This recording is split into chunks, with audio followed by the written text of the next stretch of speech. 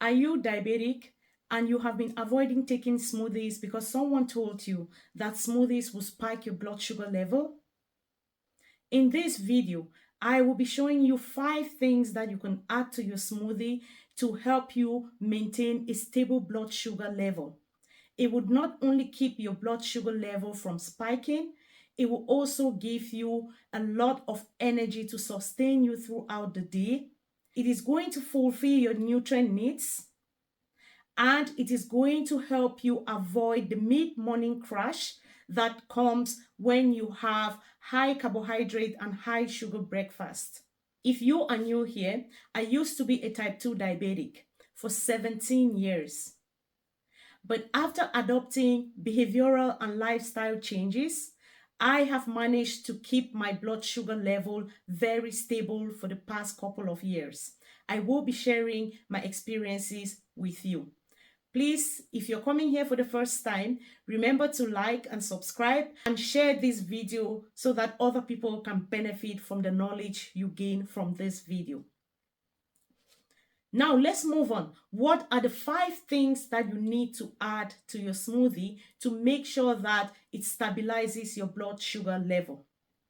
The first thing is healthy fat. Fat has been vilified over the years. People have touted how bad fat is.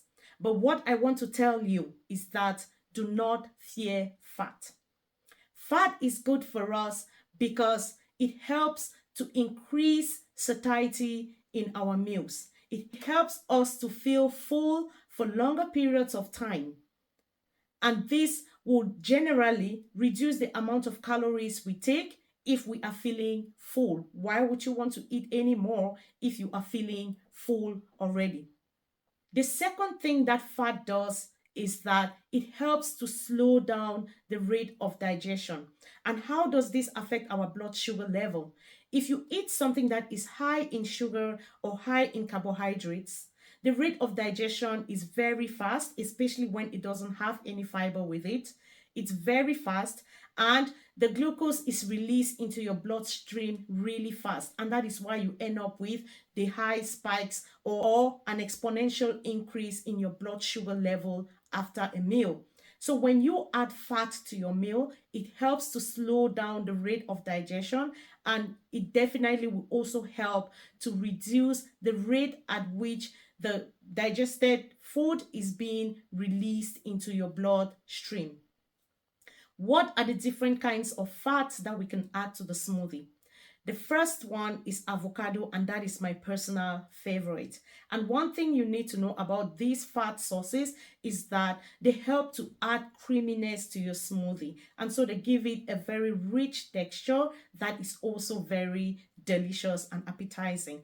I add avocado to my smoothie, and also you can add almond or peanut butter.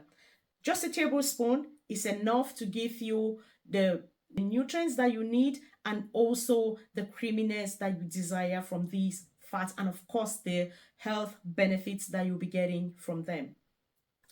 The second most important thing that you should be adding to your smoothie is protein. I am very protein forward. I am a perimenopausal woman, and I understand the importance of increasing my protein intake in order to keep my lean muscle mass. The recommendation is about 1.2 grams per kilogram of body weight. I am very intentional about my protein intake, but I will tell you it is not easy to have about 150 grams of protein, which is what is recommended for me based on my body weight. It is very difficult to have that much protein. An easy way to incorporate this into your diet is through smoothies. Also, protein is very important apart from building lean muscle mass. It's also important in something that is called the thermic effect of food, which is the amount of energy that your body uses up when it's digesting food. And it is known that the body uses up more energy to digest protein. So when you have more protein in your diet, it helps towards weight loss, which of course is not what we are talking about today, but it's a concern with diabetics because a good portion of people who are diabetics are also obese or overweight. So having something that will help to control your weight is a plus for us. In my first meal, I usually do a fasted workout. My workouts are usually in the morning. My first meal after my workout usually has about 50 to 70 grams of protein. Yes, that is a very high amount of protein to take, but it helps with muscle protein synthesis. So how do I get up to 70 grams of protein? I will make reference to a video that I posted prior that shows how I get 75 grams of protein in a day in my smoothie. What kind of protein can we add to our smoothies to make sure that we have the required amount of protein? The first thing, I use a whey protein powder, which will give me about 30 grams of protein for a scoop of whey protein powder. Also, you can add unsweetened Greek yogurt to your smoothie. This yogurt, about a cup of it gives you 17 grams of protein. You can also use cottage cheese in place of yogurt and you will get the same amount of protein, 17 grams. Hemp hearts is something that I just discovered that is also very high in protein and fiber. Hemp hearts, about 3 tablespoons of hemp hearts that is added to your smoothie will give you about 10 grams of protein. So if you have 3 tablespoons of hemp hearts, your protein powder, and Greek yogurt, you will be having way over 50 grams of protein as a contribution to your smoothie. And remember that you will also have protein in other things that you will be adding to your smoothie, though they will not be in very high percentages as these direct dietary protein options. So when you add all of that up, the other ones in smaller amounts, you may end up having close to 60 or above grams of protein in your smoothie, which is something that we should be gunning for. The third thing that we should be adding to our smoothies are fruits. I know that when we hear about fruits, we know that fruits are a villain when we're talking to diabetics because fruits generally, especially tropical fruits, have a very high sugar content. It's not like you cannot add them at all to your smoothie, but when you are adding tropical fruits, please make sure you add them in very small quantities because of their very high sugar content.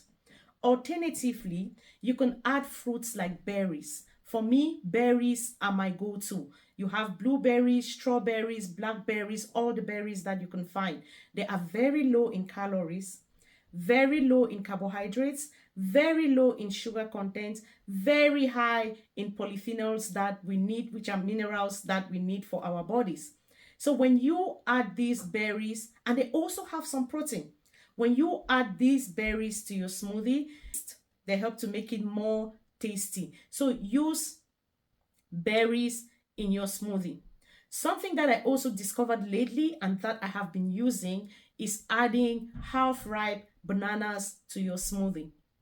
Half-ripe bananas are also known as resistant starch because they're very high in fiber and also they are very low in the sugar content. So their glycemic load is very, very low. So when you add fresh banana or half-ripe bananas to your smoothie, the bananas are not digested in your stomach. They go through your GI tract to your large intestines where they are broken down by your gut microbiome.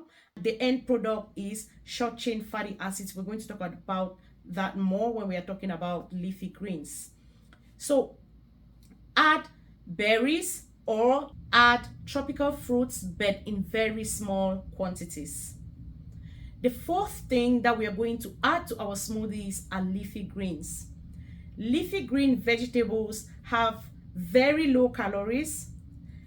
They are carbohydrates, though their carbohydrate content will be very low, or the effect on your blood sugar will be low because of the high fiber content, which makes them have a very favorable glycemic load. So what I add to my smoothies are like spinach and kale or any other leafy green vegetable that you find available. So add these to your smoothie. And they are also important because we are recommended to have about 6 cups of vegetables a day. It is not easy to consume 6 cups of vegetables unless you're very intentional about it. So this is another way of getting a lot of vegetables in order to meet your daily requirements. And these leafy green vegetables with their very high fiber content move through the GI tract, like I said before, and go to your large intestines, where that is where they are actually being used up. They're broken down by the gut microbiome and they produce short chain fatty acids, which can go right through to your brain and give us very beneficial effects. That's why you're not going to have any brain fog when you have all of these in your smoothie. One other thing that I've been having in my smoothie are sprouts. I started sprouting and I find it really fascinating that you take a seed, you put it in water, put it in your pantry, and the next day there is a shoot that is coming out. Isn't it so amazing how nature works? So I've been adding sprouts because they are very, very nutritious and they are also high in fiber. And one thing that I really want to insist here is the importance of fiber.